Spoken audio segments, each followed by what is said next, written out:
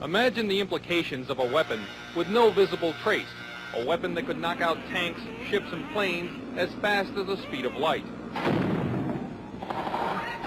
The same technology with modifications could disorient and even tranquilize military personnel, rendering them virtually helpless in the battle zone. These are the new weapons of war we will examine in this series.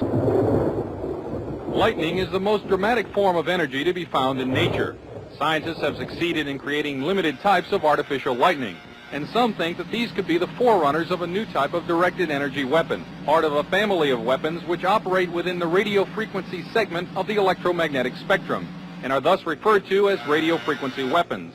Dr. James Frazier has researched electromagnetic effects for the Air Force for over 10 years, and he, like a small but growing number of weapons experts, feels that radio frequency, or RF weapons, could be the wild card in the ongoing arms race. You could have tremendous amounts of radiative power. And what you did with that power then is a matter of engineering design and what your goal is. Robert Bass, a physicist and PhD in mathematics, is working on U.S. weapons research. He says that the Soviets seem to be ahead in a number of areas, and especially in RF weapons. We are behind the Soviet Union in directed energy weapons based on 60 gigahertz microwave beams. Dr. Bass and others feel the most likely form of Soviet RF weaponry would be high-powered microwaves, similar to a focused, ultra-high-intensity radar beam. It would literally cook humans and knock out computers and electronic surveillance and communications gear.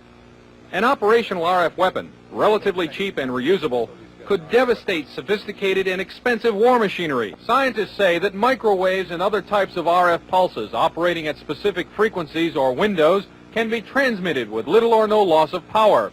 Machines known as gyrotrons can produce the massive pulses needed to drive these devices, and it's believed that the Soviet Union has a 3 to 5 year lead in this technology. Over the past year, CNN has repeatedly asked the Department of Defense and the Air Force about radio frequency weapons.